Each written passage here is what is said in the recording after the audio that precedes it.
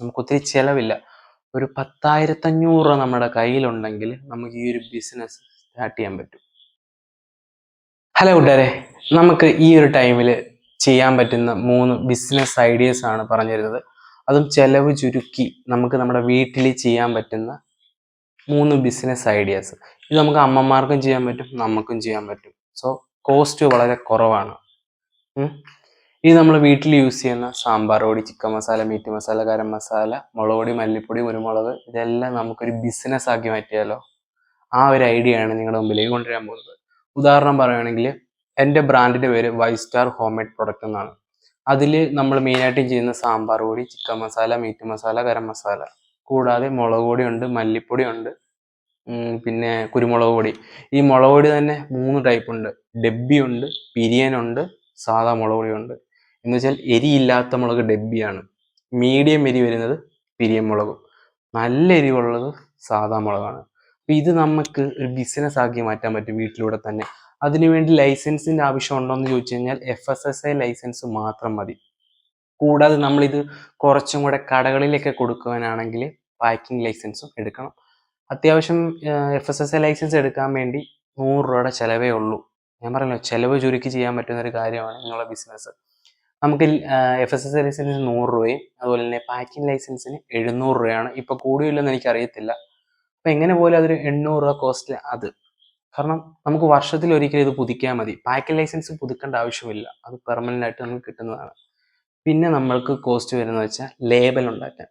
ഒരു sheet label എന്ന് പറയുമ്പോൾ 25 രൂപയാണ്.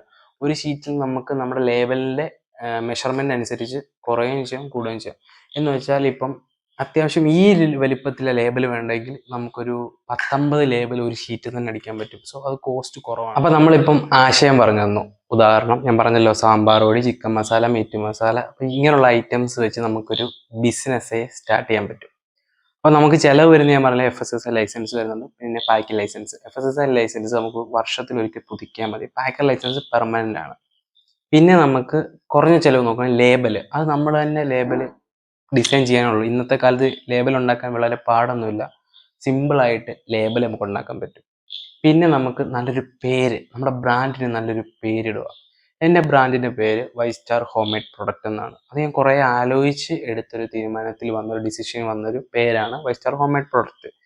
പിന്നെ നിങ്ങൾക്കിത് PP കവർ, നമ്മൾ സ്റ്റാർട്ടിങ് ആയതുകൊണ്ട് ചിലവ് ചുരുക്കിക്കൊണ്ട് ചെയ്യണമെന്നുണ്ടെങ്കിൽ PP കവർ വെച്ചാണ് സ്റ്റാർട്ട് ചെയ്യേണ്ടത്.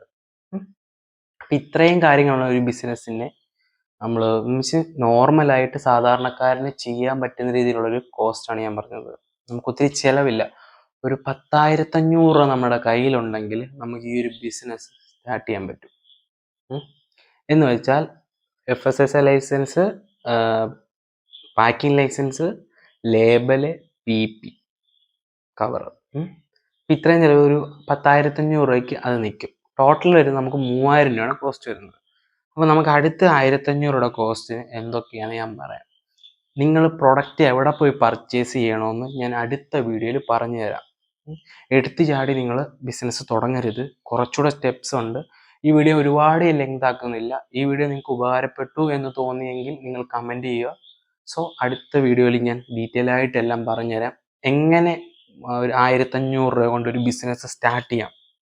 ഇത് നിങ്ങളെ കൊണ്ട് പറ്റും, കാരണം ഞാൻ ജീവിതത്തിൽ അത് ചെയ്ത് വിജയിച്ചൊരു വ്യക്തിയാണ്. എൻ്റെ ബ്രാൻഡിനെ കുറിച്ചുള്ള വീഡിയോയിൽ ഞാൻ അടുത്ത ദിവസം പറഞ്ഞുതരാം.